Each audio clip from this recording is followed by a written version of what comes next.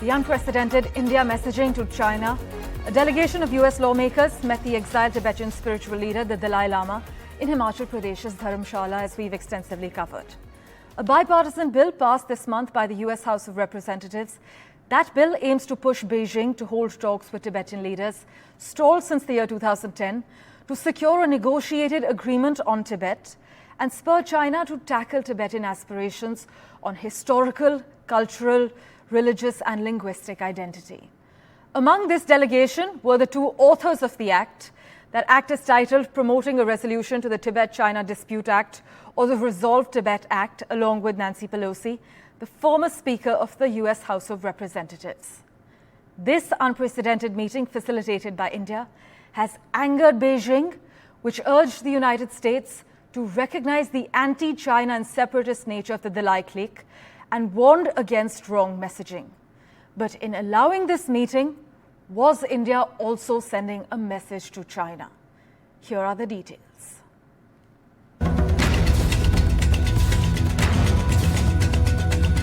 A bipartisan delegation of US lawmakers meeting the Dalai Lama in Dharamshala at the headquarters of the Tibetan government in exile. The unprecedented visit facilitated by India. The US group gave an assurance that President Biden will soon sign the Resolve Tibet Act, aimed at enhancing US support for resolving the Tibet dispute with China. His Holiness the Dalai Lama, with his message of knowledge and tradition and compassion and purity of soul and love, he will live a long time and his legacy will live forever. But to you, President of China, you'll be gone and nobody will give you credit for anything.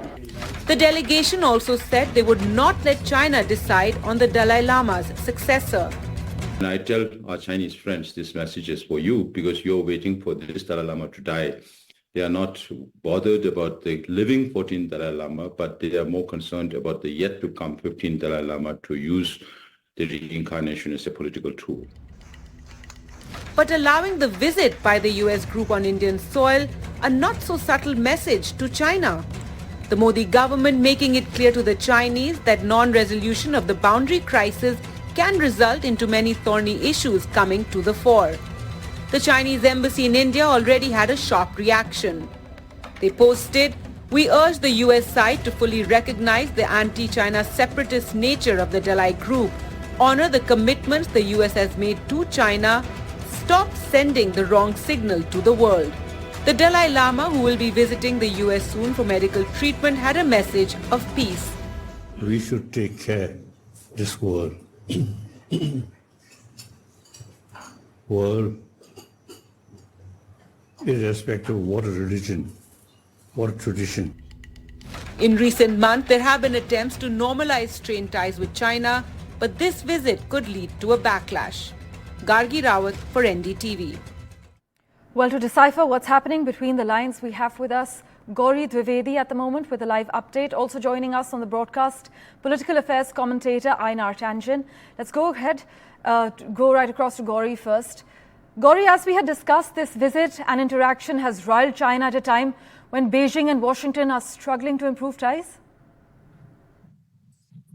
Parmeshwar, this is a long-standing issue between the US and China, and in the past as well, there have been very loud voices that have come in support of the Tibetan cause in US. Unfortunately, the talks between China and Tibet failed about since 2010, and there wasn't much of a response coming in from America, and it's taken almost 14 years for American lawmakers to come back to the cause of Tibet. And I believe that Nancy Pelosi, along with 6 other lawmakers, the fact that they met Dalai Lama, His Holiness, in Dharamshala, which is the administrative headquarters of the Tibetan government in exile, is very significant. It just also paves the way that this is an issue, the humanitarian cause that they have picked up in the past, that they will now carry this forward. It has larger implications for the US-China relationship as well, because almost 18 months back,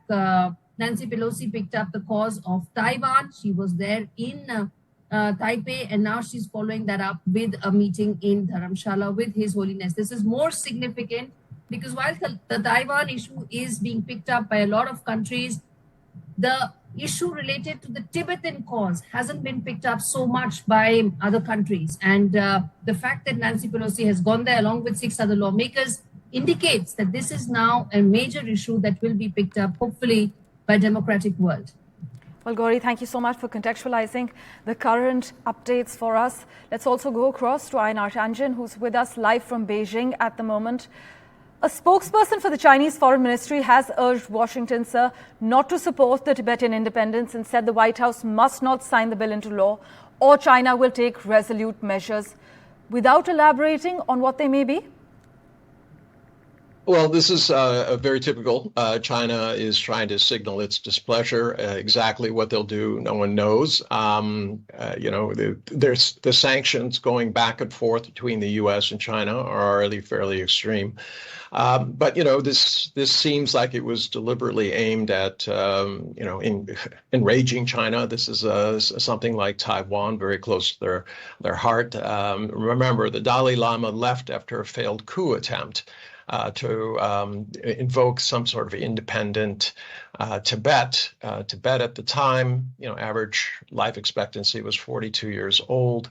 95% of the people were illiterate and they did not own land. They were actually owned as serfs, and they just worked the land in behalf of the nobles and also the Buddhist monasteries. So it was not an ideal situation.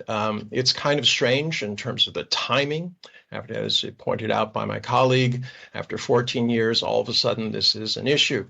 At the same time that the U.S. is embroiled in Gaza and undergoing tremendous amounts of criticism for its human rights violations by providing the bombs and bullets using killed people. There are also, issues going on in the South China Seas. This is after it was disclosed that the U.S. had a disinformation campaign against Chinese vaccines during COVID, which probably caused lives. So there's some feeling, I believe, in Beijing that the U.S. is trying to divert attention from negative issues and make China the focus of everything. Well, US-China relations are set to become more complicated, with Tibet now emerging as a new point of contention. But my colleague Gauri also has a question for you, Mr. Tanjan. Go ahead, Gauri. Mr. Tanjan, my question to you, sir, is that there is a very clear message that the lawmakers have sent, which is that Beijing has been trying to erase Tibetan culture. And to that effect, bringing the Tibetan issue to the forefront, bringing the human rights violations to the forefront, and the fact that the bill could be signed, that means that there could be a strong message coming from the entire democratic world. China can't just erase that by saying it disagrees. Well, Gauri, I think that's a statement, much less a question. But yes, the U.S. is passing this, not the world. It's not something at the UN. As you pointed out, the the United States and China's loggerheaded. Because of your veto. UN cannot pass it because of the China veto. It's not my veto. I'm a U.S. citizen. I'm simply commenting on how I perceive Beijing is handling this. In terms of the veto, yes, they would be vetoed, but that's true about many other issues, including Gaza and the U.S. and things like this. Ukraine also figures highly into this. There is vetoes in terms of the Afghan war, of Iraq, a number of issues where the U.S. has acted as a rogue state. So this idea that somehow that China is all to blame for this, as you pointed out, why is it taking 14 years? Why is this particular time? China is not trying to erase the Tibetan culture. If you go there, you'd understand that. They have improved the lives of the people there. The people there do not want to go back to the system of serfdom that they lived under when the Dalai Lama and the nobility of the Tibetan culture were running the country. So, this time has passed. Yes, there are contentious issues about who will be the next Dalai Lama, but it's a political issue at this point, really not to do with any kind of enlightened cause. Even the Dalai Lama himself said, look, people have to kind of get along and stop trying to manufacture issues. And I think that is the main takeaway here.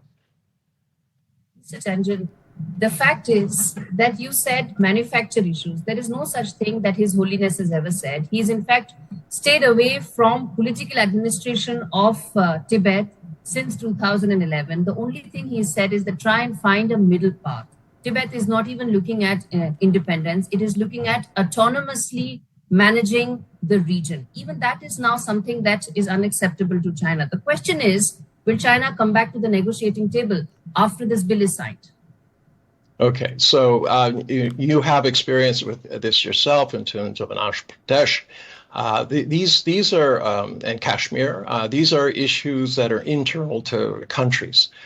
Tibet is part of China. This idea that 1/3 of China's landmass will be independently governed by an outside body, not elected, but simply walking in and reclaiming that it has sovereignty over a country that it did not take care of. So yes, you can certainly have the opinion that you dislike China, but you should stick to the facts. The Dalai Lama did in his last statement, he said, look, the world belongs to everybody. And I took that to mean that you should not be trying to create conflict